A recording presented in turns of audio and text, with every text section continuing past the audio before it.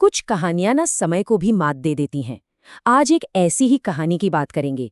एक ऐसे वादे की जिसे पूरे 25 साल, एक चौथाई सदी तक निभाया गया। और एक ऐसे पति के विश्वास की जिसने न्याय की एक उम्मीद में अपनी पूरी जिंदगी को जैसे एक ही पल में रोक दिया था। तो कहानी की शुरुआत होती है बस इस एक लाइन से। साल 2025 एक पुलिस स्टेशन में एक 69 साल की महिला आती है और बस इतना कहती है। सोचिए, एक ऐसा कबूलनामा जिसने 26 साल से जमी धूल को एक ही झटके में उड़ा दिया और जापान के सबसे ठंडे पड़ चुके मामलों में से एक में अचानक से जान फूंक दी। जी हाँ, पूरे 26 साल।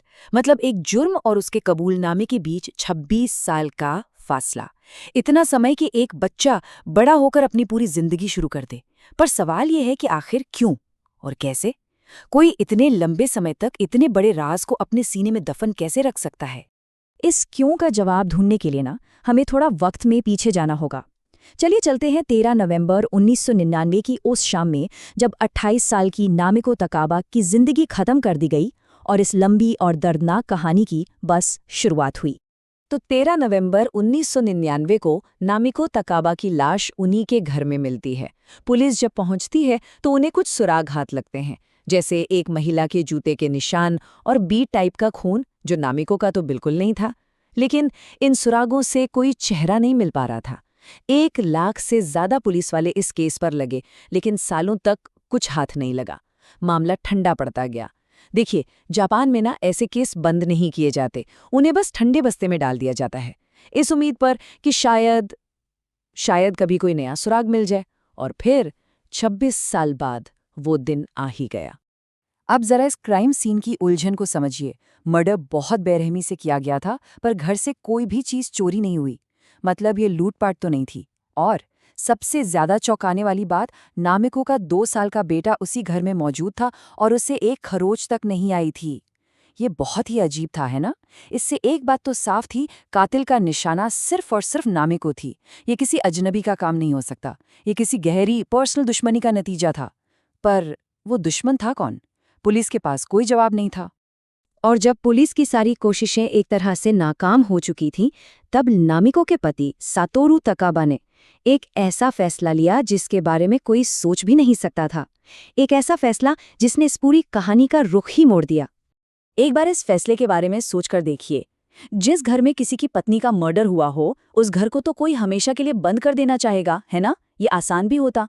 लेकिन सातोरू ने ठीक इसका उल्टा किया। उन्होंने उस अपार्टमेंट को, उस क्राइम सीन को हूबहू वैसा ही छोड़ दिया जैसा वो हत्या वाले दिन था। हर एक चीज अपनी जगह पर। उन्होंने उसे एक टाइम कैप्सूल में बदल दिया, बस इस एक उम्मीद में कि एक दिन वक्त में जमा हुआ ये क्राइम सीन अपने राज जरूर खोलेगा। और इस उम्मीद की कीमत बहुत बड़ी थी।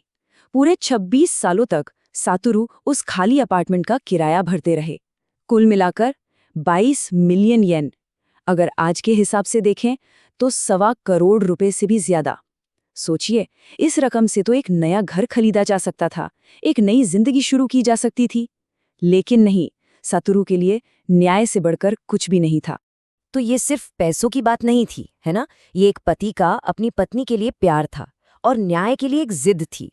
ये एक यकीन था कि सच कितना भी पुराना हो जाए, सबूत कभी नहीं मरते और एक न एक दिन यही सबूत कातिल को सजा दिलवाएंगे।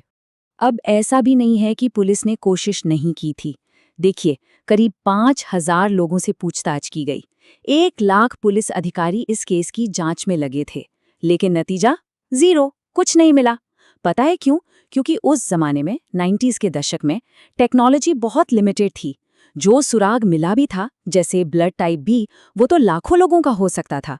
बिना किसी पक्के लिंक के इतनी बड़ी भीड़ में कातिल को ढूंढना बिल्कुल भूसे के ढेर में सुई खोजने जैसा था। और बस इसीलिए इतनी कोशिशों के बाद भी ये केस ठंडा पड़ गया। तो चलिए अब वापस आते हैं साल 2025 में, जब उस महिला ने अपना जुर्म कबूल कर लिया था। और यहीं से सातोरू के 26 साल लंबे इंतजार के फल मिलने की कहानी शुरू होती है। लेकिन यहाँ एक कानूनी पेच था।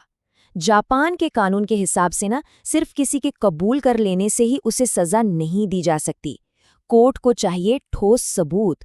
मतलब पुलिस को ये साबित करना ही होगा कि वो महिला वाकई उस रात क्राइम सीन पर मौजूद थी। और यही सबसे बड़ी चुनौती थी। 26 साल, ये बहुत लंबा वक्त होता है।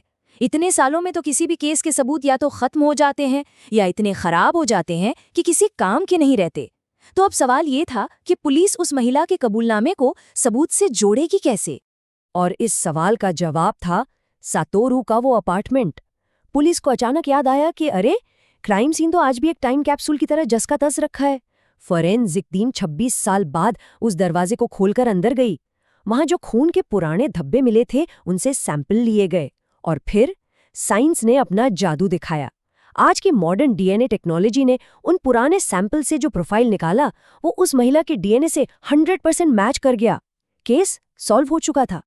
तो कातिल मिल गया, सबूत भी मिल गए, लेकिन अब सबसे बड़े सवाल का जवाब मिलना बाकी था। वो सवाल था मकसद। आखिर इस हत्या की वजह क्या थी? और जो वजह सामने आई ना, वो सच में होश उड़ा देने वाली थी। कातिल कोई और नहीं बल्कि सतोरू की बचपन की क्लासमेट कुमिको यासुफुकु थी। एक ऐसा इंसान जिसे शायद सतोरू भूल भी चुका हो। इस नफरत की जड़ें ना बहुत गहरी थीं। कहानी शुरू हुई थी 6ठी क्लास से, जब कुमिको ने सतोरू को एक वैलेंटाइन्स कार्ड देकर अपने दिल की बात कही थी, पर सतोरू ने मना कर दिया। ये बचपन की एक छोटी सी बात लग सकती है, पर कुमिको के लिए ये एक नासूर बन गई। उसने उस इनकार को कभी नहीं भुलाया। और फिर दशकों बाद जब उसने सतोरू को नमिको के साथ एक खुशहाल शादीशुदा जिंदगी जीते देखा, तो उसका वो दबा हुआ गुस्सा एक खतरनाक जुनून में बदल गया। उसने पुलिस को बताया, मैं सतोरू को किसी और के साथ खुश नहीं देख सकती थी। मुझे लगा वो खुशी मेरी होनी चाहिए थी, जिसे नामिको ने मुझसे छीन लिया। बस इसी जलन और अधूरेपन के एहसास ने उसे एक कातिल बना दिया। और बस इसी के साथ एक बहुत लंबे इंतजार के बाद ये कहानी अपने अंजाम पर पहुंची। सतोरू का वो असाधारण समर्पण आखिरकार रंग लाया। अगर हम ये देखें कि ये न्याय आखिर मिला कैसे, तो इसमें 3 चीज़ों का बहुत बड़ा हाथ था। 1, पुलिस की सालों की मेहनत।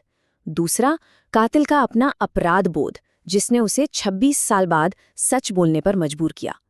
और तीसरा, जो सबसे ज़रूरी था, एक पति का वो अटूट वादा जिसने सबूतों को जिंदा रखा। पूरे 9490 दिन, इतने दिनों की लंबी लड़ाई के बाद जब कुमिको यासुफुको को सजा सुनाई गई, तब जाकर सतोरू ने उस अपार्टमेंट को खाली किया। ये सिर्फ एक घर का खाली होना नहीं था, ये उस बेटे के लिए भी न्याय था जो इसी दर्द के साए में पला बढ़ा था। उस दिन एक पिता और एक बेटे दोनों के लिए एक इंतजार खत्म हुआ। ये टेबल एक तरह से इस पूरी कहानी का निचोड़ है। देखिए, जहां 1 लाख पुलिस अधिकारी भी केस को अंजाम तक नहीं पहुंचा पाए, वहीं एक पति के 26 साल के इंतजार ने वो सबसे जरूरी सबूत बचाए रखा। और कातिल की 26 साल की चुप्पी, वो भी आखिर में अपराध बोध के सामने टूट ही गई। ये कहानी हमें एक बहुत बड़ी बात सिखाती है कि सच कभी नहीं मरता। एक क्राइम सीन दशकों तक खामोश रह सकता है, लेकिन वो अपने राज को हमेशा संभाले रखता है, बस इंतजार करता है सही वक्त और सही तकनीक का।